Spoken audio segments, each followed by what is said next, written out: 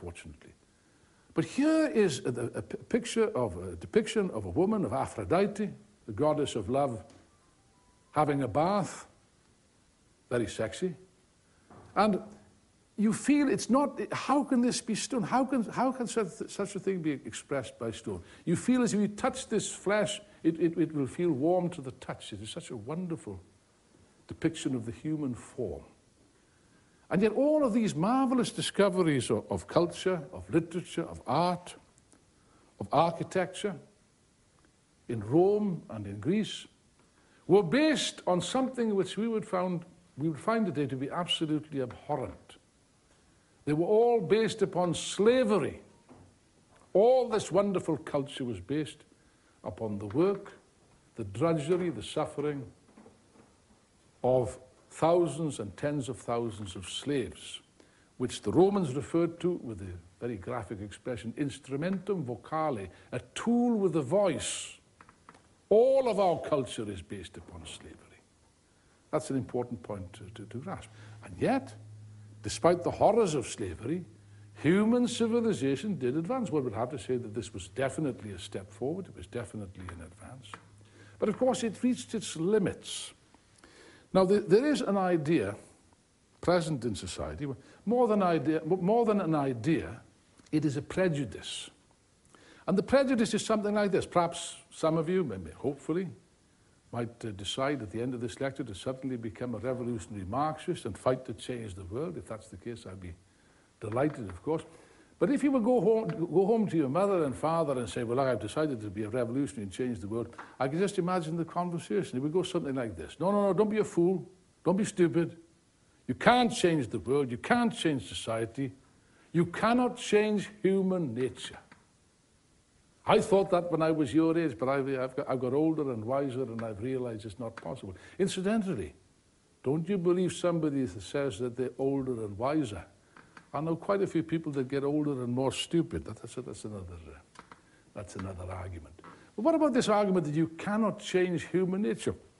The argument is patently false, because so-called human nature has changed many times in the course of history.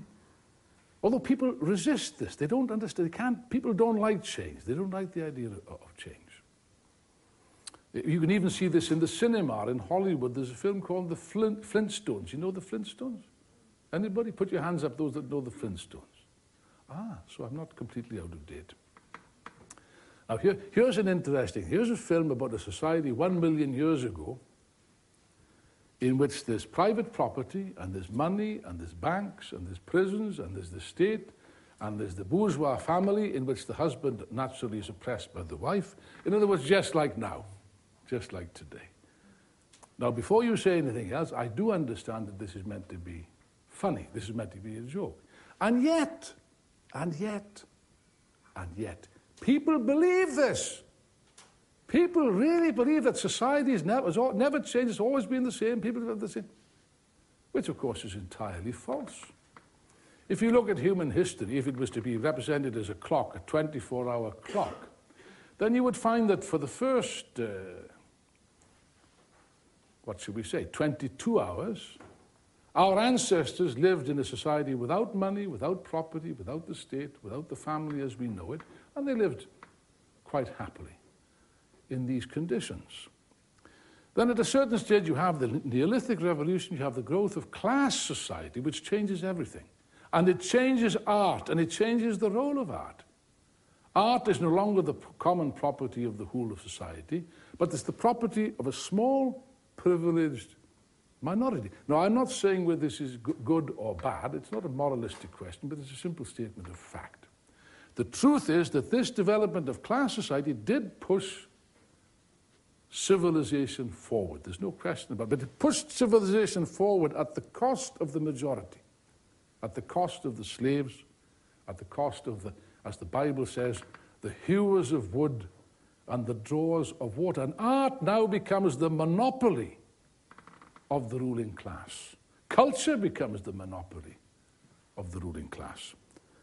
Aristotle was perhaps the most profound philosopher of antiquity, put it in the following way in his marvelous book, the Metaphysics. He said, Man begins to philosophize when the needs of life are provided. Marvelous, profound expression. And he goes on. Consequently, mathematics and astronomy were discovered in Egypt because the priests did not have to work. Marvelous expression. If you're genuinely free, if you're free from slavery, if you don't have to work, then you can spend your time looking at the skies and looking at the stars. You can predict, for example, when the Nile is going to overflow its banks. This gives you power. Knowledge is power. And power now becomes a monopoly of the ruling class. What you'll also find, if you look at the human history, incidentally, capitalism, which is the society that we live in now, has only existed for about the last 2 minutes on this clock. It's only existed for 200 years. So the idea that everything we have in this society is something which is natural, which is a reflection of human nature, is entirely false. On the contrary, what you'll find if you draw, shall we say, a graph of the last 12,000 years, you will find different societies, like the Asiatic mode of production, which rises and falls. Slave society, Greece and Rome, which rises and falls. Feudal society, which rises and falls. And now, of course, capitalism, which has risen, and I think it's a fair assumption to say also will enter into its phase of decline. It's like ourselves. We are born, we flourish, we develop, we reach maturity, and then we reach a certain point, very sadly in our life, where we begin the slow process of decline. It is the same with socio-economic systems, and art reflects this. Art does reflect, not directly, indirectly, the class struggle within society, the contradictions within society, the development of society. It is somehow reflected on it. I hope to give you one or two examples of this.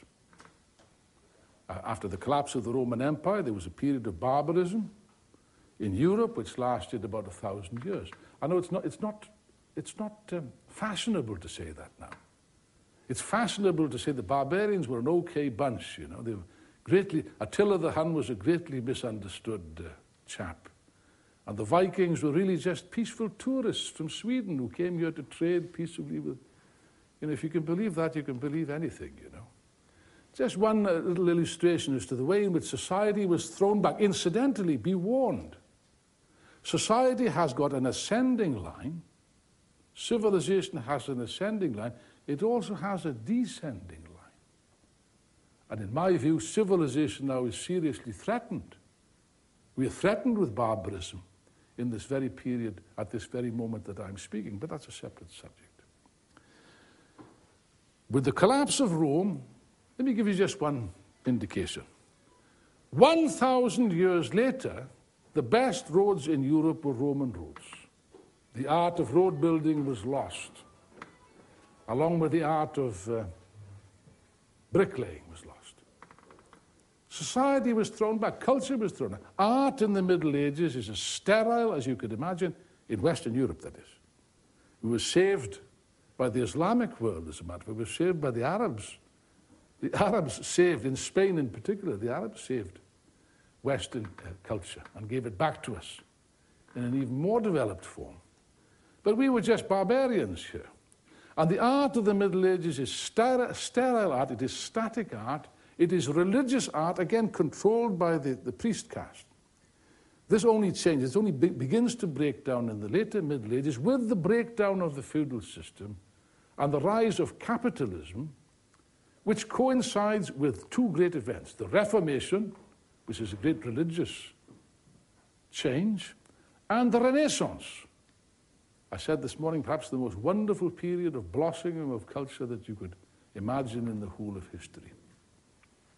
But what I wanted to point out to you is that art is revolutionary by nature, and what the artist is seeking to do really is not just to portray reality, but to show us that there is something better to strive for than the dreary, monotonous grind of everyday existence, that there is something more, there are broader horizons, which humanity has been struggling for ever since the days when we were struggling on our bellies in a dark cave Striving towards what? Striving towards art, striving for something better, something higher than normal, everyday, mundane, monotonous existence.